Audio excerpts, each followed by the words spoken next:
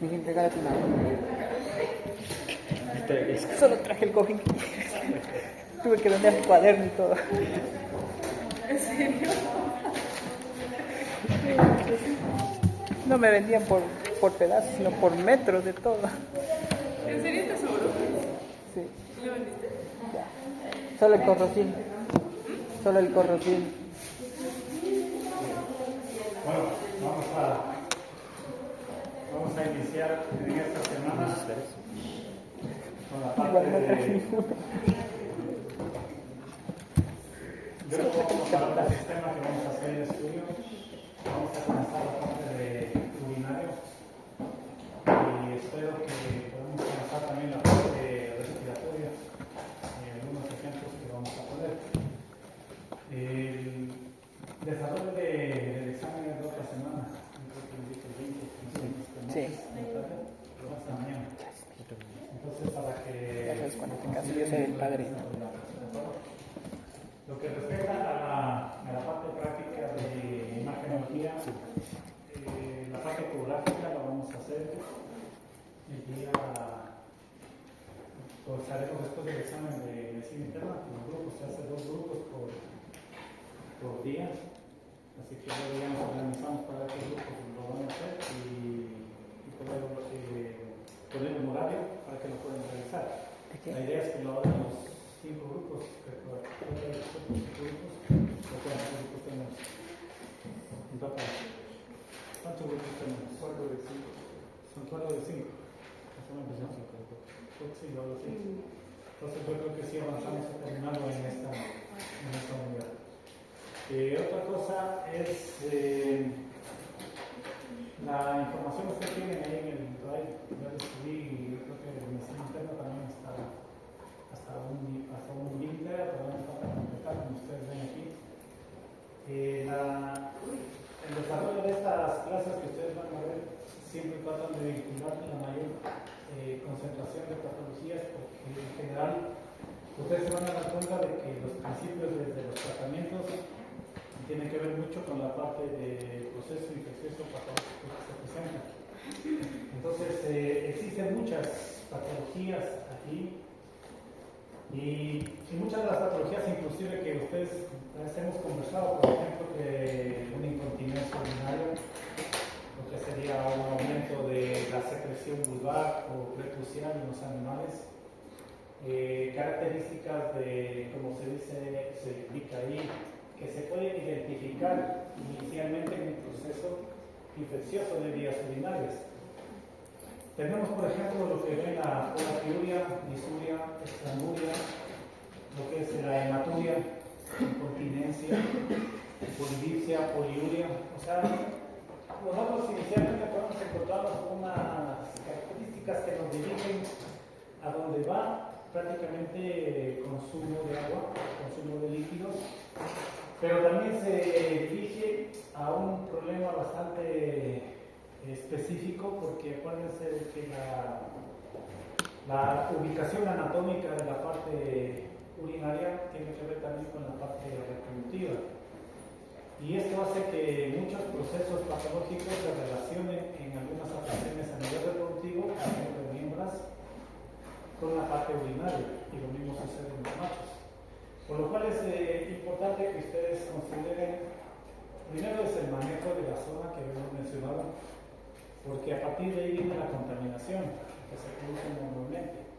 Esa estrecha relación que existe conlleva muchas veces a un proceso, porque el contenido de la vejiga, la orina, es totalmente aséptica. Se supone que tiene que ser así, ¿verdad?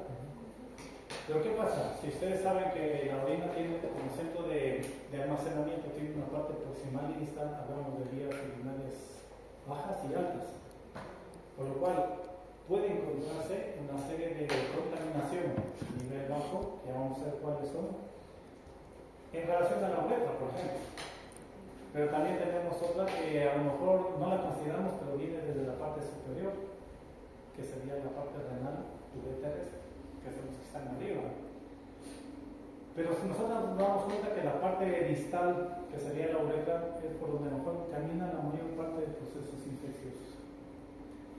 Ahora, una de las situaciones que para que se introduzca esa contaminación es obviamente que se altere lo que es la parte normal, por ejemplo un pH de la zona, lo que es la acidez y alcalinidad que se presenta ahí, porque ustedes han escuchado y han leído inclusive las características de patologías que hemos hablado a ese nivel, por ejemplo la formación de cristales, la formación de moco, de sedimento, y etcétera. Entonces, ustedes van a dar cuenta que en un inicio estas características que vemos aquí a lo mejor no son muy distinguibles. Lamentablemente los problemas cuando los vamos notando ya se van asomando de su gravedad. A veces ustedes pueden notar un problema de poliuria amidicia que puede estar en base a otras cosas, por ejemplo, alimentación muy salada, ¿por favor? Y hace que el animal obviamente quiera beber más líquidos. Y no significa que estamos frente a una patología, sino estamos frente a una reacción de homeostasis del organismo. Entonces tenemos que ser muy cautos, pero sí, por ejemplo, yo veo que presenta una poliuria, veo que presenta a lo mejor un lamido constante de la región, una incomodidad, algo me está llamando la atención, porque no es normal que se estén lamiendo las partes la vulva o lo que es el prepucio, los animales, salvo que exista alguna incomodidad. Es cierto que nos vemos normalmente acicalarse, limpiarse, pero tenemos que contar que se van aumentando cosas. Se inflama la zona de que es la vida constantemente, ustedes van a notar que suelta gotitas de orina, y todas esas características hacen que la evaluación comience desde la observación. Ustedes son quienes conocen principalmente a sus mascotas, pero yo les hablo de sus mascotas porque a lo mejor ahí es donde vamos a ver. Pero la cosa es más difícil cuando vienen los propietarios con las mascotas y les dicen pasa esto. Entonces nosotros ya tenemos que comenzar a indagar. ¿Por dónde comienzo? ¿Qué hago? ¿Será normal? ¿Será normal? ¿O solo es un proceso fisiológico que el animal puede tener? Obviamente nosotros tenemos un signo también que es característico en muchos procesos, ¿verdad? Que es la hematuria. Tiene que llamarnos la atención. Tenemos que reconocer un poco la parte de hematuria, porque aquí he visto que siempre se consulta hematuria con la secreción sanguinolenta que puede existir. Y nosotros sabemos que la hematuria ya es cuando en verdad el chorro de orina, para explicarlo así, continúa eliminando su coloración de sangre. Pero cuando es una secreción que no es de la vejiga, ustedes van a ver es más espesa y solamente se inicia y luego se corta. ¿Por qué? Porque no está almacenada, solo está en el trayecto de eliminación. Entonces tienen que identificar esa característica porque en la hematuria vamos a ver muchas características. E inclusive, algo que ustedes consideran es lo visual, ¿verdad?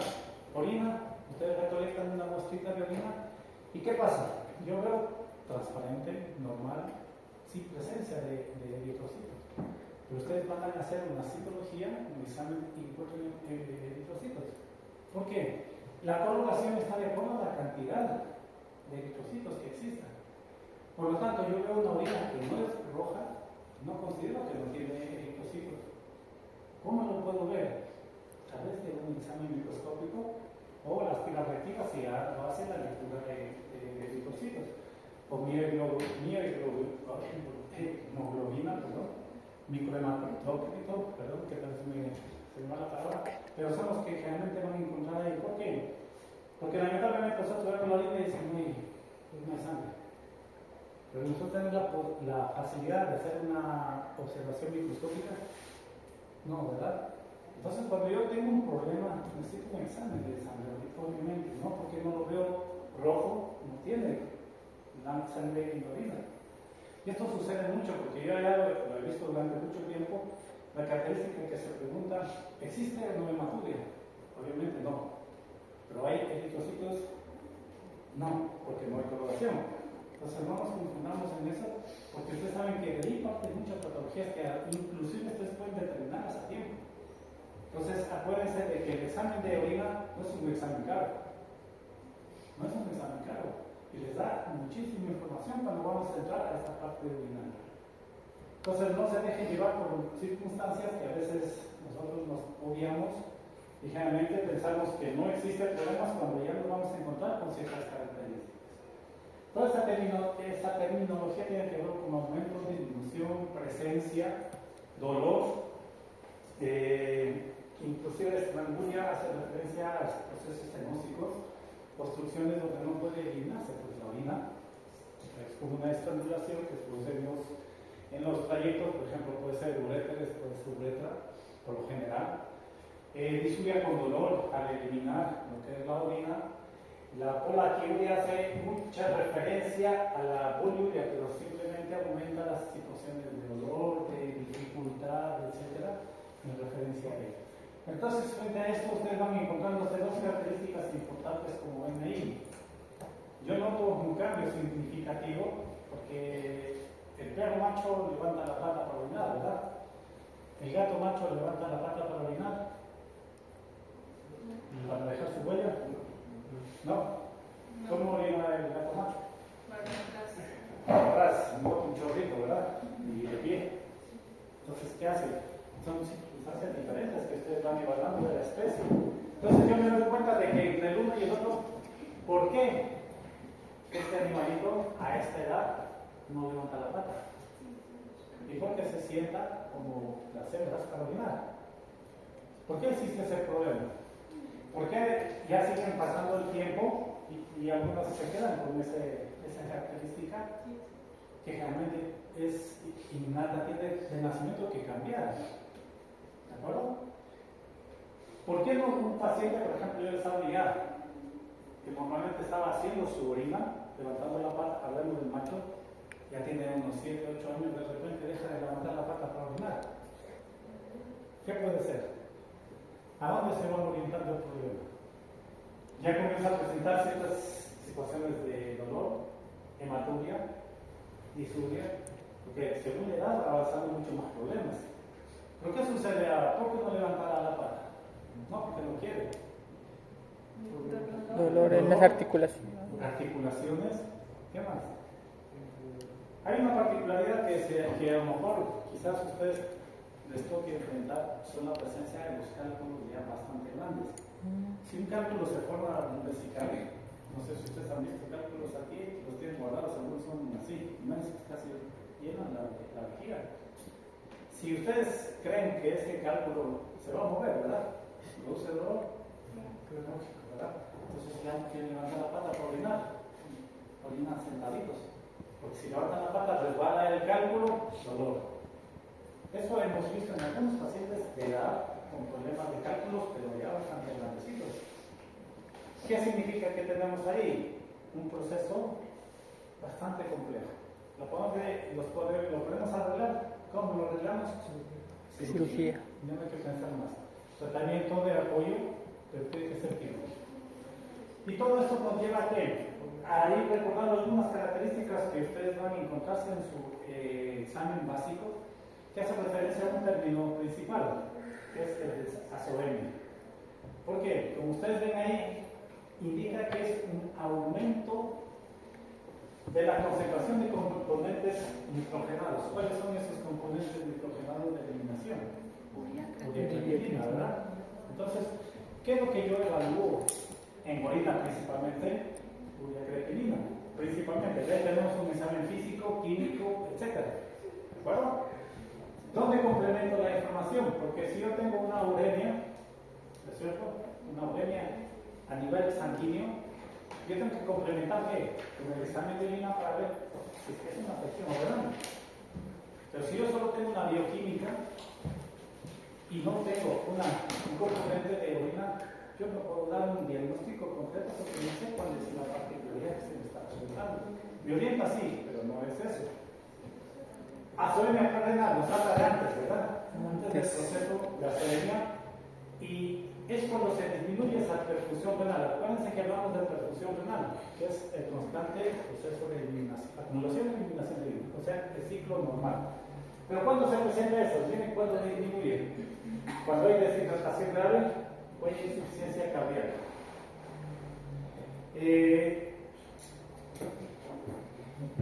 En los procesos de de perfusión renal, deshidratación que hablamos.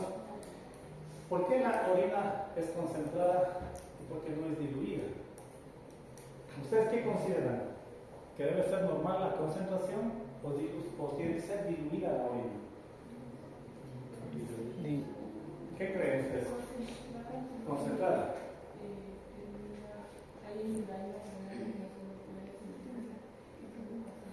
Ya, concentrada. ¿Ustedes qué dicen? No entendí la pregunta. Ya. Por ejemplo, la orina, usted lo visto, dice, está muy amarilla. Está muy concentrada. ¿Qué pasa si es que yo digo, no está sin color, está en casi color? No, concentrada mejor. ¿Qué creen ustedes? Sobrehidratación. La concentración tiene que ver mucho, ¿verdad? ¿Por qué? Porque ahí está, se ve la funcionalidad renal. Si está muy concentrada, quiere decir que todavía existe función, pero puede haber deshidratación, claro que sí. Pero si está muy diluida, va a haber exactamente un daño a nivel glomerular, donde ¿qué? No concentra, no mantiene los solutos dentro de la parte orgánica. Entonces hay que conocer esa particular, porque dice, no bebe agua, claro, pero el organismo depende de su necesidad, ¿verdad? Para compensarlo. Pero tenemos que tener muy claro el color, porque hay varios colores en la orina. Amarillo, hay oscurito, no es hematuria, perdón, sanguinolento, hay verdoso, ¿de acuerdo? Dependiendo de las características inclusive de alimentación y de medicación. Entonces, mucha atención. Y la solemia postrenal, algo que sucede después del proceso de concentración, es prácticamente alteraciones en la excreción de la orina, principalmente, como ustedes ven, en obstrucción. ¿Y el uroabdomen? ¿Qué era el uroabdomen? Acumulación de orina. Orina en el abdomen, principalmente una ruptura, que puede ser de la vejiga, puede ser de los uréteres, inclusive, porque se está filtrando orina al abdomen. Entonces aquí tenemos características de cómo se nos puede presentar esta alteración. No podemos, o algún rato escuchábamos de que pacientes muy pequeños los cogen y se orinan cuando se ponen nerviosos, mueven la colita, los levantan y se orinan. ¿De acuerdo?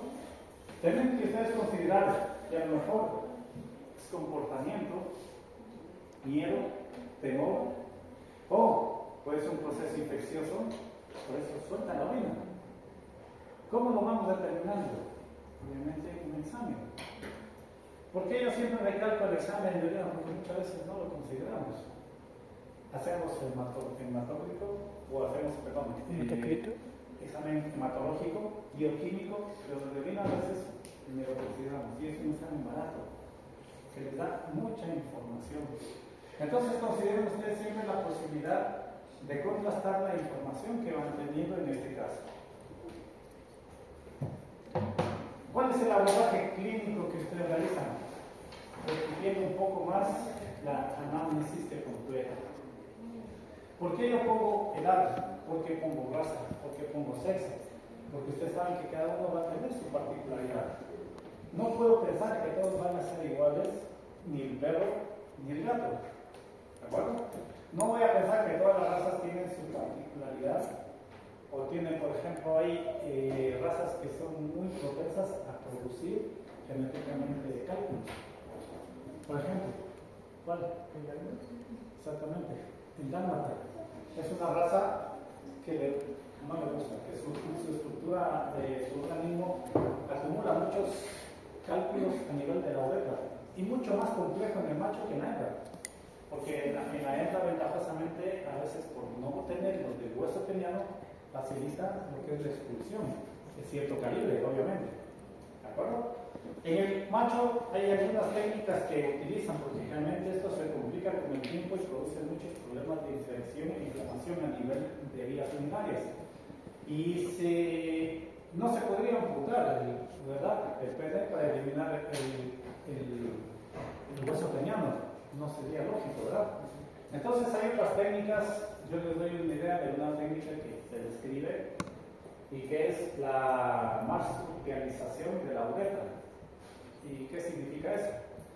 Que ustedes, por ejemplo, tienen que castrar a ese animal porque obviamente ya no puede reproducirse, porque ya no puede tener una erección, porque ustedes van a realizar un corte en la parte de atrás del periné, justo donde hay la curvatura para que continúe. Aquí Aquí corta la piel para formar ahí el meato urinario. Ajá. ¿Sí? Esa es la marsupialización. ¿Qué significa? Que este macho va a orinar por aquí. Y los cálculos que tenga caen por ahí. ¿Por qué? Porque el hueso tenemos no debe pasar. ¿Sí? Es un ejemplo, ¿de acuerdo? Que se puede hacer en circunstancias en las que no es posible hacer a veces otro procedimiento. Acuérdense que son animales que ya no, a veces no pueden controlar. Esa es su genética, ese es el problema. ¿De acuerdo? Información del inicio, como les digo, son muy sutiles al iniciar, por eso es muy complejo de evaluar. Pero tenemos la evolución. Ahí sí nos vamos a encontrar con una serie de procesos que nos van indicando esas características. Tratamientos anteriores. Nosotros, ¿qué es lo que hacemos realmente? ¿Qué les medicarían ustedes a estos animales? Diuréticos. ¿Qué más? ¿Cuál es la función del diurético? ¿Ah? Estimular la orina. ¿Pero cómo la estimula? Es la eliminación de líquidos. Es La eliminación de líquidos. ya, lo que trata es de que se entre en la circulación para que vayan a la vejiga o a la orina en este caso aquí, sean eliminadas la cantidad de líquido que se encuentre por ahí en el tercer espacio, donde sea. No podemos dar un diurético por paciente que tiene incontinencia. ¿Por qué le damos diurético? ¿Acaso vamos a facilitar la salida? Más bien le haríamos antibiótico. Vamos a ver cómo valoramos el antibiótico. ¿Qué antibiótico utilizamos en vías urinarias? Vale. Ejemplos, ustedes, les toca. Ejemplos de medicamentos para vías urinarias. No me digan oxitetracyclina, que es el que siempre lo escucho. ¿Cuáles son más específicos de vías urinarias? Más. ¿No?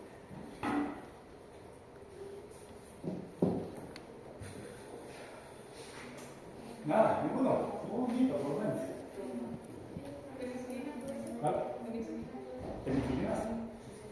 Puede utilizarse penicilinas, pero para la utilización de la penicilina debemos hacer un cultivo para ver si es que es necesario, porque ahí va principalmente la enofloxacina, norfloxacino, todas esas van allí. ¿Pueden utilizar amoxicilina clavules? Pues sí. Es muy bueno para tejidos. Ampicilina puede ser. Ceftriaxona puede ser. Pero, ¿cuál es la idea? Ustedes saben que no, yo tengo que ir con un medicamento que vaya también específico a esa zona, que tenga mucho más acción. Por eso es que existe una división principalmente de la medicación. ¿Por qué utilizo o no utilizo una oxitetracyclina? Porque yo sé que es un antibiótico de amplio espectro, pero momentáneo. ¿Ya? Es lo que está ocurriendo. Siempre pasaba hace poco que me indicaron de que un animalito X tuvo un problema y el único medicamento que tenían en la finca era oxitetracyclina. Oxitetracyclina. Un gato de ciclera. La oxitetracyclina para un gato es bastante tóxico. ¿De acuerdo? Así no se utiliza. ¿Y qué sucede? Aparte de la acción que puede ayudarle momentáneamente, le produce un absceso. ¿En dónde? En el punto de fricción. ¿De acuerdo? Entonces, mucho cuidado con esas características, ¿de acuerdo? ¿Por qué tratamiento? Les digo, hay una serie de procesos en los cuales lo que se hace primero es tratar una infección con el antibiótico que tenemos.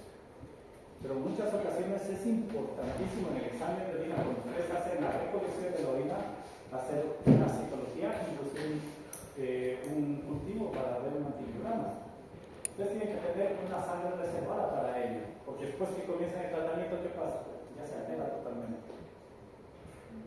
Vamos a ver aquí algunas situaciones de polaquiuria, disuria, lo que había mencionado, y de poliuria, donde es más característico encontrar. Orientativo, no son definitivos. Por ejemplo, disuria y polaquiuria inicia enfermedad de vías urinarias inferiores, y la poliuria principalmente signos que afectan vías urinarias superiores. ¿Por qué poliuria más al nacer? Ok. Porque estás haciendo trabajo manual pequeño. En la parte renal, obviamente, que es el centro del aparato urinario. Entonces, si se afecta la parte renal, va a provocar mucho más desorden del proceso de sal. ¿De acuerdo? No significa que no vayamos a tener este signo, a lo mejor aquí, que podemos tener, pero ya va a ser diferente la presentación. Exploración física completa. Ustedes, machos, tienen que prolapsar lo que es el pene para revisar toda la parte externa. En las hembras, la parte vulvar se revisa adecuadamente para observar, identificar alguna alteración que puede existir. Y hay una situación de exploración rectal. ¿Por qué haríamos exploración rectal? Para la próstata. Exactamente, principalmente en los machos, porque la próstata puede llevarnos a producir todas estas características de disuria, por ejemplo, en el animal, ¿no? Entonces ustedes tienen que realizar también una palpación, mucho más cuando los pacientes ya pasan de los 5 años principalmente. ¿Bueno? ¿Significa que un cachorro no puede tener hiperplasia prostática benigna? Ya se ha presentado casos. Por lo tanto, no descarten esa posibilidad. No porque pienso que es tan joven, la próstata no está inflamada.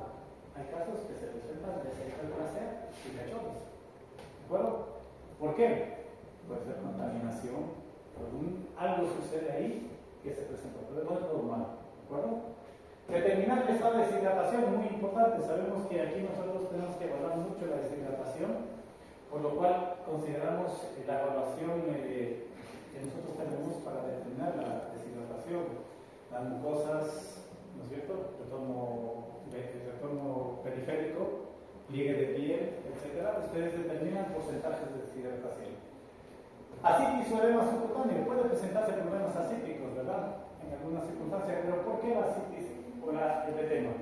Principalmente acordémonos de que la disfunción de la asitis o proceso patológico de la asitis está orientado principalmente a otros problemas, que son la parte hepática y la parte cardíaca. Pero la parte cardíaca es circulatoria y está relacionada bastante a la parte renal, muy comunicada con esas circunstancias. Entonces, puede afectar el desarrollo normal de un órgano como es los riñones. Observación de cavidad oral. ¿Por qué vemos la cavidad oral? Las mucosas, ¿qué más? ¿Por qué veíamos la cavidad oral del perro o del gato cuando hay disfunción urinaria? ¿La qué? Ya, puede ser la dureza de la parte ósea, dijimos, ¿verdad? Cuando se altera la concentración de esos minerales a nivel de la boca, ¿sí? ¿Qué más? ¿Qué más detectamos cuando abrimos la boca? La litosis. La litosis, los olores que se producen. Y esos olores que se aumentan, esos olores que se producen, pueden producir úlceras a nivel de la boca, lesiones. ¿Cómo se trata eso? Es muy utilizada la clorhexidina al 0.1%, por ejemplo, en diluciones para hacer limpiezas de la cavidad oral. La clorhexidina es un bactericida muy bueno que ayuda a hacer una limpieza muy efectiva a nivel bucal. Pero acuérdense, hay que diluir. No utilizamos la misma que aquí. 0.1%. Se utiliza clorhexidina para la parte óptica, para la articular, pero cada una tiene su concentración. Acuérdense, diluir.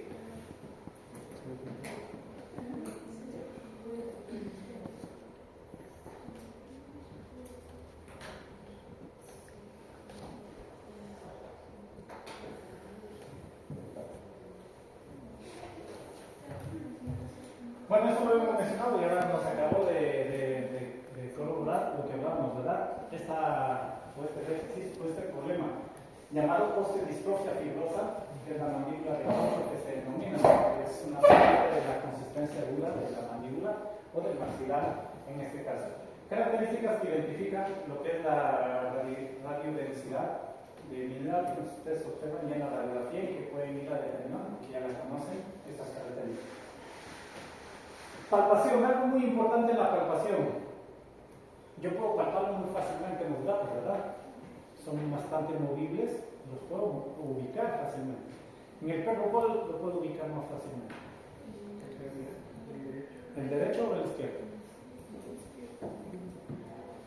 ¿Cuál? El izquierdo. Ese se encuentra más caudal que el derecho. El derecho se esconde en el arco costal y es difícil a veces cogerlo, pero sí podemos el izquierdo. En los gatos podemos hacer los dos. Si ustedes tienen, los que tienen gatos pueden hacerlo muy fácilmente. ¿Cómo han palpado los riñones y los gatos? ¿No? Me duele. Me duele. Bueno. Ustedes es más fácil. ¿Por qué? Porque ustedes los encuentran fácilmente, ¿ya? Y se desplazan. Son más desplazables que los gatos, son chicos particularmente. Y no podemos acceder por arriba el canino por la protección que tiene de las apófisis transversas. Entonces, acuérdense de realizar una buena palpación. ¿Puedo palpar la vejiga? Sí. Cuando está, pero está completa.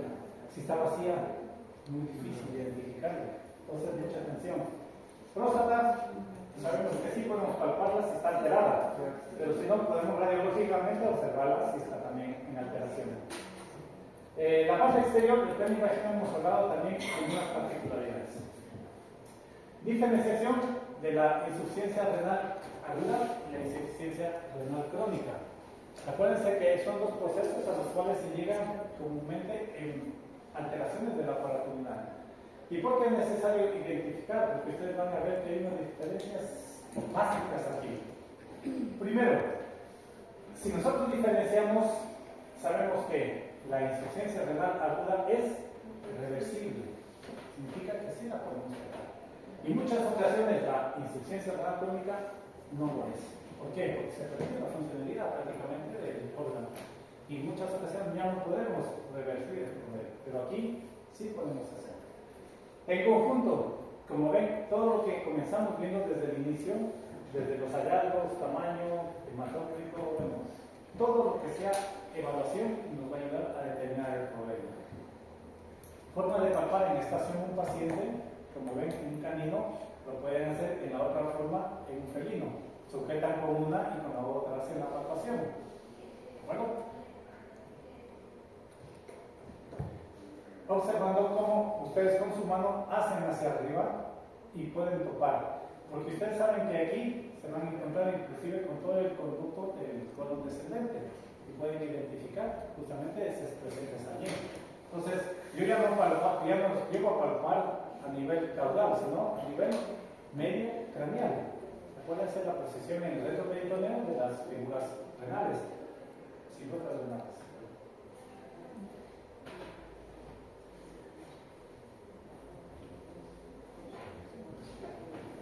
Este cuadro es una síntesis de cuáles son las diferencias que tenemos en los dos procesos, agudos y crónicos.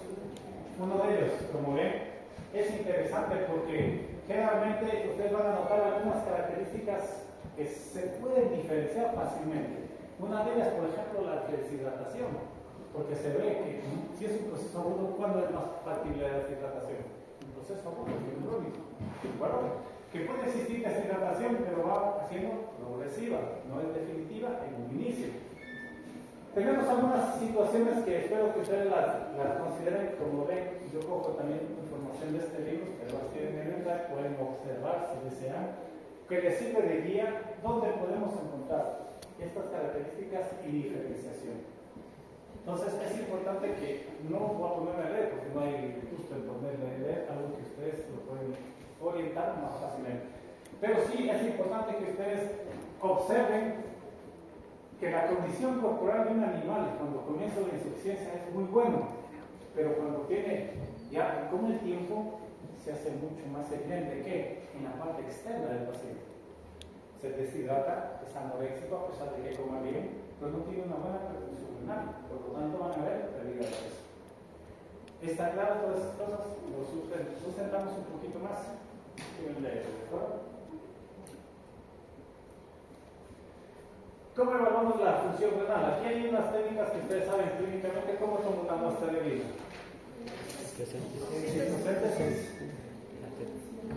Micción normal. Micción espontánea. Con sonda, ¿verdad? Utilización con sonda. ¿De acuerdo? Ahora, en la evaluación renal, como ustedes ven, lo que se trata es de Estudiar la función glomerular. ¿Cómo lo hacemos? Principalmente determinar la concentración de creatinina sérica y de cloruro de sangre, que se denomina. ¿Cómo complementamos estos exámenes? Miren, también con la parte de orina. Relación proteína y creatinina en la orina es lo que se denomina una proteinuria persistente, por la presencia que tenemos allí. Es importante que ustedes recuerden que estos datos ustedes tienen que tenerlos bien claros. ¿Cuál es la densidad urinaria en el perro? ¿Cuál es la densidad urinaria en el gato? ¿Que puede variar un poco? Claro que sí, sí puede variar. ¿Pero por qué varía? ¿Es fisiológico o es patológico? ¿De acuerdo? Entonces la densidad urinaria es un dato que ustedes tienen que siempre considerar para evidenciar esta particularidad. ¿Está claro?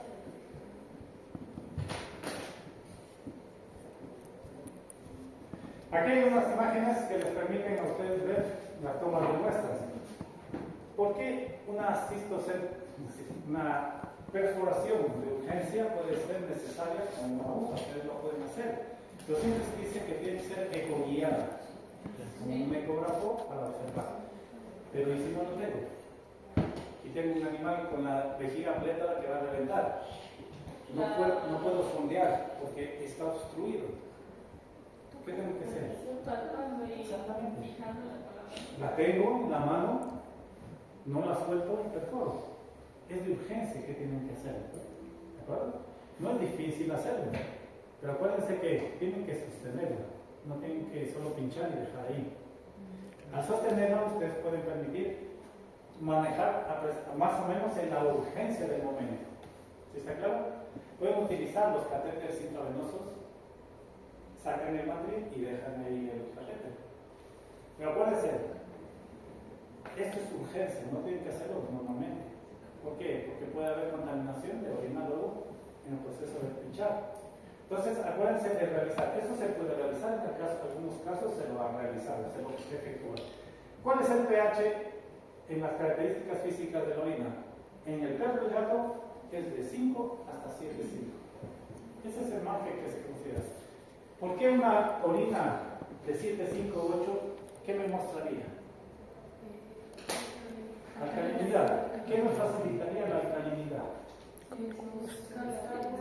Algunos cálculos principalmente y facilitaría procesos inflamatorios e infecciosos. ¿Qué pasa con una orina ácida? Menos de 5. Desidera. ¿Cuál? Laceración, ¿pero por qué? Porque quema, o sea, molesta. Está normalmente lamiéndose porque pica y molesta. También un problema contradictorio o contraproducente para dos cosas. Entonces es importante correr el pH. El pH se lo hace generalmente con el pHímetro veterinario que hay o hay tirillas que pueden hacerlo. Pero realmente ustedes sería bueno que la densidad se utiliza el pHímetro o igual en este proceso. Hay un instrumento, no sé si ustedes lo han utilizado, que se pone como el Roberto ponen una gotita y después observan y sale ahí. Muy práctico para ese examen y es necesarísimo para muchos procesos patológicos. Cero de proteína. 50 miligramos por decilitro es lo mínimo que se acepta dentro de proteína en la orina, normal, en pacientes realmente normalitos que no tienen actividad. Porque por la orina no puede eliminarse proteína, ya eso significa un mal funcionamiento del riñón. Entonces, otro indicativo que ustedes consideren. Glucosa, normalmente no la encontramos. Cetonas, esto es importante. El ácido beta hidroxibutírico, el acetato y el acetona. Bueno, el acetato y la acetona son las tres cetonas que tenemos en el organismo, de las cuales ustedes saben que esto nos sirve para identificar. Por ejemplo, ¿cuál nos serviría con más particularidad en ciertos procesos patológicos? Hepáticos o renales o hormonales. ¿Por qué? Porque el ácido beta hidroxibutírico y el acetoacetato, por ejemplo, se los encuentra normalmente. Puede haber unas trazas, pero si la acetona aparece en la orina, ¿qué nos está determinando? ¿Qué nos ayuda cuando yo tengo un problema de salud en un animal y necesito comprobar y me sale ese tono en la orina? ¿Dónde se orienta el problema? Ah, no hay particular nada, algo más. Por eso se utiliza el examen de orina complementaria para esa patología. ¿Cuál es? Produce poliuria, polidipsia. ¿Diabetes? Exactamente. Diabetes. En diabetes, si usted se acuerda, a nivel urinario, pues obviamente me está orientando a un proceso de diabetes. ¿Cómo lo tengo que clasificar? Luego ya es otro problema, es diabetes tipo 1, 2, es otra cosa. Si tiene insulina, pues obviamente lo vamos a ver.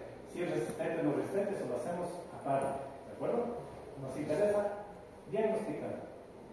Sangre oculta. Acuérdense de esta situación que les mencionaba, pero también se hace lectura, se puede ver el sedimento urinario bajo microscopía, ustedes lo pueden analizar. Bilirrubina, la concentración no es rara de la bilirrubina. ¿Por qué? Porque esto le da la pigmentación a la orina. Y a veces justamente es en orinas concentradas de que veamos, por ejemplo, un color mucho más amarillito o cambiante, ¿de acuerdo?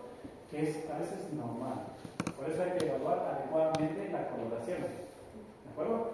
Hay medicamentos que alteran el color de la orina, por lo tanto ustedes también tienen que considerarlo. Las técnicas están allí. Miren que el tubito de tiras reactivas les da una serie de información muy importante. El tubo les vale a lo mejor unos $60, creo, pero tienen para hacer muchas muestras. ¿De acuerdo? Acostumbrémonos a que la orina nos dé información. Si yo evalúo funcionalidad, no necesito sangre, necesito orina. Si no, ¿cómo complemento la información? Siempre consideren esa particularidad. Posición de un paciente con molestias a nivel renal. ¿Es normal comenzar a sanear tanto? No. Me llama la atención. ¿Por qué yo siempre les sugiero que la prevención es algo que ustedes tienen que manejar? Viene un paciente a realizar una consulta para la desparasitación y ustedes ven que el nivel del prepucio de la uva está lleno de pelos. ¿Por qué no le corto? Porque no realiza una limpieza. Los propietarios lo van a ver bien. Van a ver porque ustedes tienen que explicar para qué significa. Muchas veces esperamos que se presente el problema para nosotros tratar. La medicina no solo es curar, es prevención. Por lo tanto, ustedes tienen que realizar esos tratamientos o realizar esas acciones. Acuérdense, miren, el constante lamido irrita. Una irritación produce inflamación. Y una inflamación comienza a producir un efecto de contaminación. Así comienzan, hasta de los pequeños, comienzan a los grandes. Las características hay que saberlas identificar. Miren cuando tenemos, por ejemplo, un TBT. ¿Qué sucede? El TBT, todos lo conocen, ¿verdad? El tumor de Sticker que se llama, que es muy friable. ¿Por qué es muy friable? Porque hablamos de que, ¿por qué sangra tanto? Porque sangra tanto, esa es la molestia más grande que existe en el tumor venérea, ¿verdad? Que están botando sangre constantemente. Porque se habla de friabilidad, porque son como bolsitas o granos muy finitos que apenas se toman, se revientan. ¿De acuerdo? ¿Qué sucede en el TBT? El TBT es un problema genital. ¿Por dónde más se encuentra el tumor de TBT? Porque se supone que es una enfermedad venérea, ¿verdad? De los animales. ¿Pero dónde se produce? Vulva, pene, etcétera, por allí. ¿Pero dónde no lo encuentro? ¿Vale? Glándulas mamarias no se ha visto que se trasladen allá. No se trasladan allá. No en el párpado. La boca, principalmente en la cavidad nasal. Ahí se asienta el TBT. Entonces ustedes tienen un TBT a nivel del cráneo. ¿Dónde se asienta? En la cavidad nasal, no en la boca. Y miren que ellos se lamen a veces esa secreción. Y puede ser que el área de las respiratorias altas sea un lugar de asentamiento de esas células y les favorece el crecimiento ahí. Hay TBT en el rostro de los animales. Mucha atención, porque muchos consideran que es un carcinoma y otro tipo de tumor que está aquí, y es TBT. Mucha atención a esa presentación. ¿Cómo fácil de identificarlo? ¿Cómo lo hacen? La citología. Y ustedes saltan ahí enseguida las células redondas clásicas del PVT. Miren qué fácil que es. No voy directamente a pensar, porque muchos pensamos que solo se siente en dónde. Aquí. También se va a la parte nasal. ¿Bueno? Muchas gracias. Ahora, las enfermedades de la parte urinaria se desarrollan como mecanismos de defensa. Y frente a ello vamos a ver que existe, la mayor problemas son de tipo bacteriano. ¿De acuerdo? Se ha visto que hay hongos y se ha visto que hay virus, inclusive presentes ahí. Pero ustedes me van a decir, ¿y cómo los virus están ahí? En procesos, como vamos a ver en el felino principalmente, se ha visto que existen células víricas que se han ubicado a nivel de vías urinarias. ¿De acuerdo? Entonces todo eso está estudiado. Podemos tener varias presentaciones. Miren, según el área que afecta, lleva su denominación. Riñón, pielonefritis, uretritis, vejiga, cistitis, uretra, uretritis, próstata, prostatitis y vaginitis. La idea es que ustedes acuérdense que según donde afectan, yo tengo la terminología. Ustedes hablan de vías urinarias, pero vías urinarias es todo, ¿verdad? Pero si identifico el problema, yo puedo decir cualquiera de eso. ¿Claro?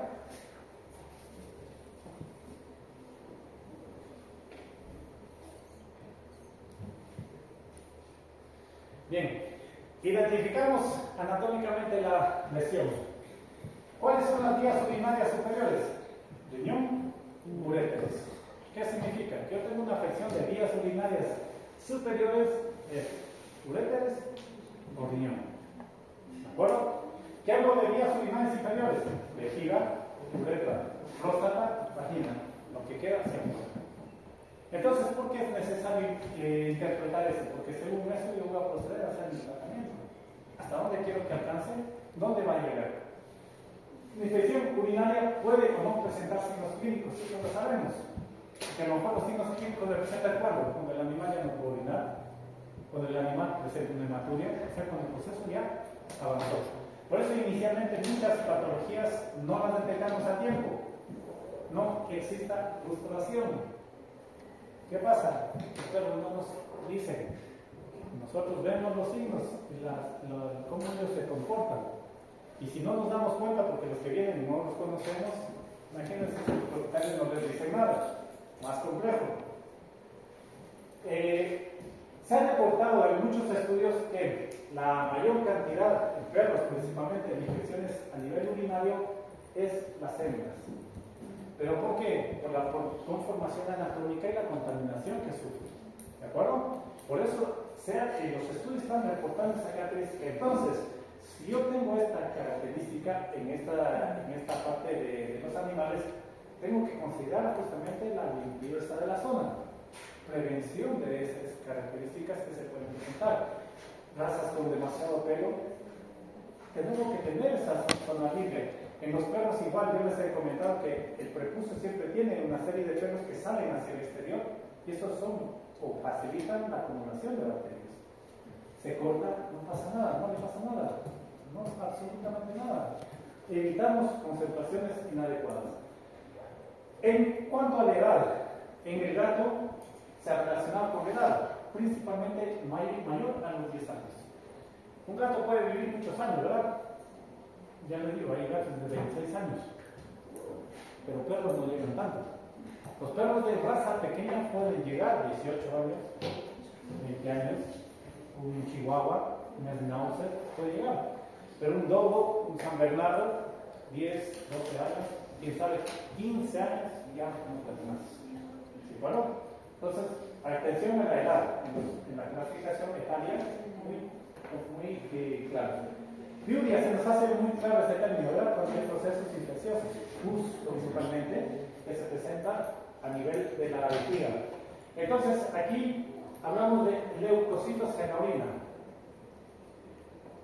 Me gustaría que ustedes me digan, leucocitos, ¿qué pasa con los leucocitos? ¿Son solo procesos infecciosos? ¿Qué creen ustedes? Yo hago un examen de orina y me salen leucocitos, una cruz, por ejemplo. porque saben que el laboratorio reporta por cruces en una cantidad que es humana. Una cruz de leucocitos. ¿Qué voy a primero? Una cruz.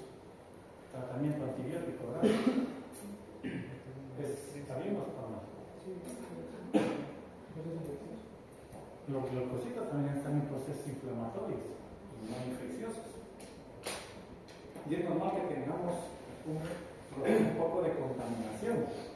Entonces, si yo apenas veo una cruz con signología que no es característica, obviamente, pero que no presenta un proceso infeccioso, ¿por qué utilizo antibióticos? Ahí vamos a hablar lo siguiente. ¿Hay antisépticos urinarios? Que sí. ¿Se puede utilizar antisépticos urinarios? ¿Qué son esos productos? ¿Son antibióticos? No. Y permiten lo que es un combate del organismo sin antibióticos. ¿Para qué? Para mantener una cantidad adecuada a ese nivel. Ubamín, el que me acuerdo ahora, por ejemplo, de uso humano. El ubamín es un antiséptico urinario. Bueno, lo utilizan en mascotas y es de las personas. Si ustedes lo leen, se van a dar cuenta un poquito a qué hace referencia. ¿Bueno? Es el que me vino a la mente en este momento.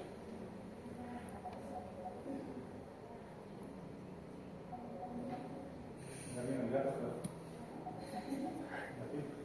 ¿Qué me entiende, perdón? Claro. Hola.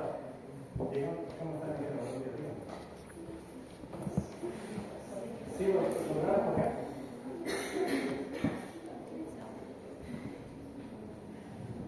Está aquí en el hospital. Ah.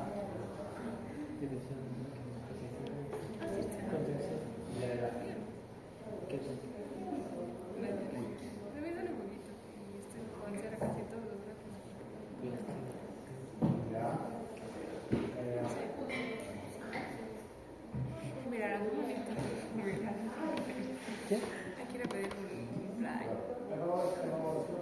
¿Para qué playa? ¿Qué vamos a hacer Porque con ahora eso? el catéter o la Trae aguja. tiempo. Ah, sí trajiste. La aguja hay que aplastarla para que se quede el hilo ahí. Y verás. Para pues, No traería esa papito lindo. la aguja para suturar eso. Así se tiene que tener una aguja porque si no, como Mira, por lo general se hace así. ¿Qué? Aguja esta.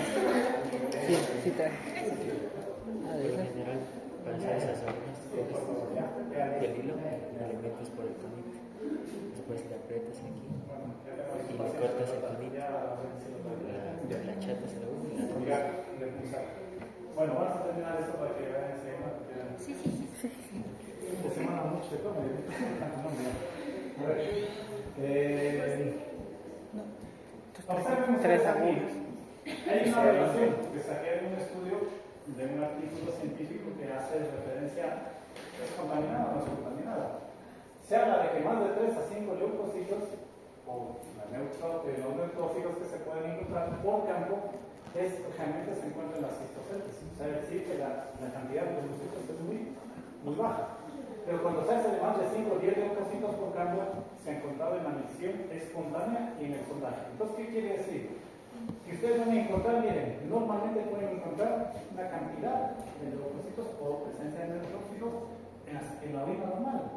¿Se me entienden? Por eso es que cuando se reporta una cantidad mínima y no hay signología, pues yo no tengo que hacer un tratamiento. Sí puedo dar un antiséptico, sí puedo hacer una limpieza, pero no puedo instalar un tratamiento de antibióticos.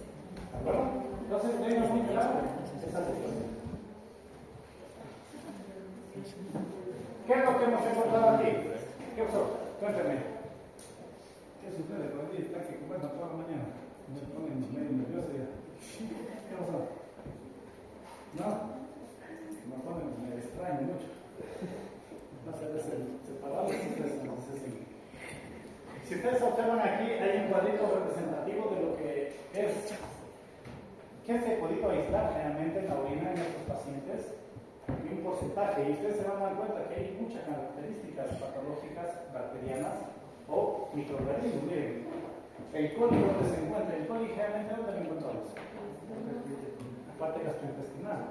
¿Y por qué se encuentra en las vías urinarias? por la contaminación que puede existir. Entonces, miren que vamos a encontrarnos con Goli bastantes características se ha podido aislar en pacientes. Estafilococos, proteus, enterococos, Klebsiella streptococcus, Enterobates pseudomonas y otros. Imaginen la cantidad que podemos encontrar por contaminación. Esto está aislado. Entonces, ¿qué representa esto? Que realmente el porcentaje es muy alto de presencia de otro tipo de microorganismo, en donde no tiene que haber. Recordemos que la orina es aséptica, no tiene contaminación. ¿Quiénes se contaminan son? ¿Por dónde se comunica o se elimina? Entonces de ahí comienza todo esto. ¿Por qué es importante que ustedes guarden un poco de orina para después? Porque va a haber problemas de recidivas o de infecciones. Y eso quiere decir que el tratamiento no está bien planteado. Y que necesitan hacer un antibiograma para determinar qué producto va a combatir esto. ¿De acuerdo? Ese es el gran problema que a veces tenemos de que utilizamos, por ejemplo, yo les dije, por ejemplo, las quinolas, ¿verdad? Pero ¿qué pasa? Que a veces no dan efecto porque algo está mal, porque hay una contaminación diferente y a lo mejor no ataca él. Me bajó el porcentaje, pero no me eliminó el problema. Bacteriostáticos y bactericidas. ¿Cuál vamos a utilizar? ¿Cuál necesitamos, verdad? En este caso. Entonces es importante que ustedes relacionen esto. Con este cuadro y nos vamos a desarrollar. Observen ustedes aquí. Las recidivas hacen referencia a dos cosas: reincidencia y reinfección.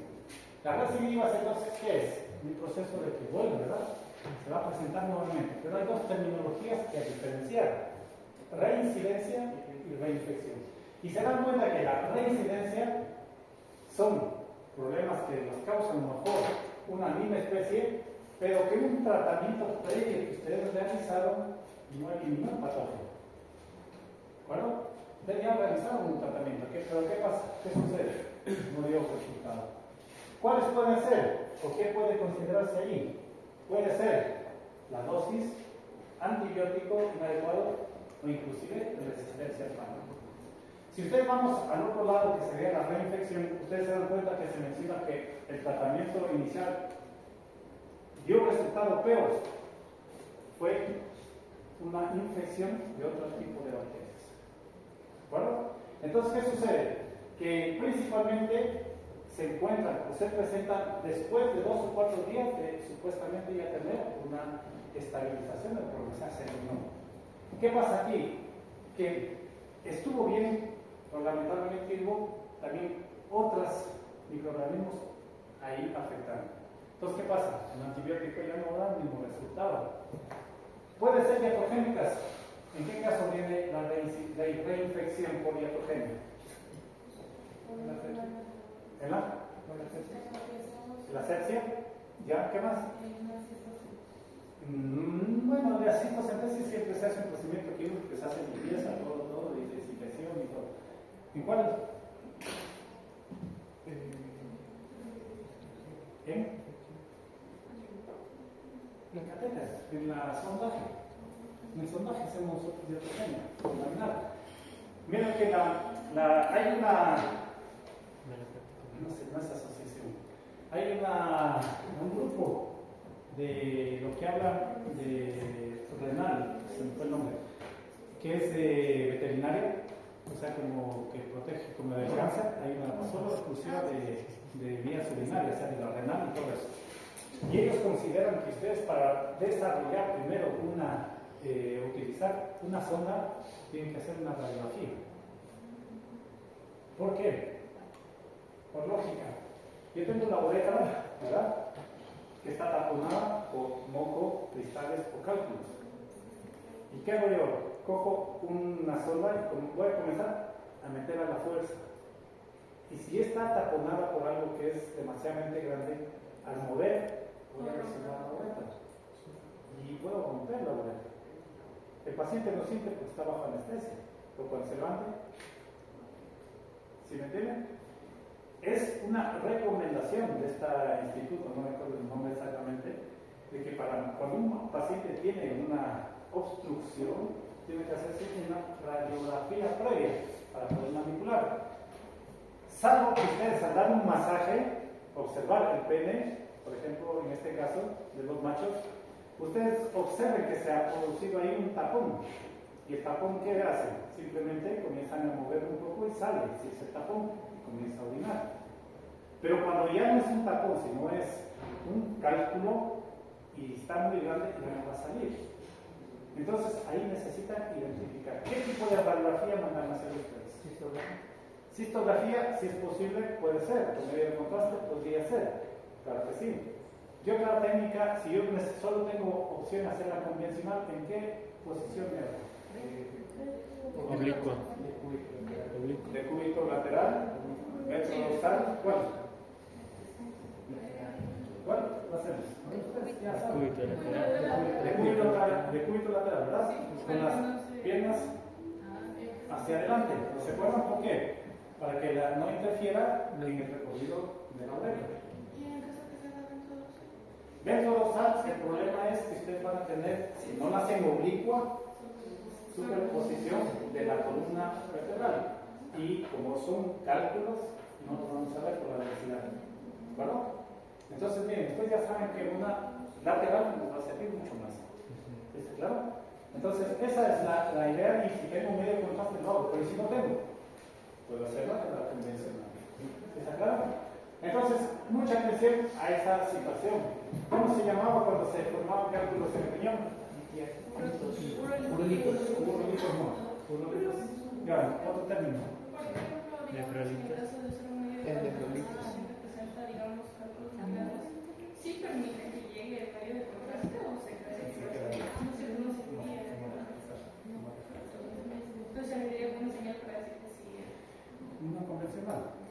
Una radiografía lateral convencional después de terminar la ubicación del cálculo. Y si es grande, más grande, todavía mejor. Porque lo van a ver.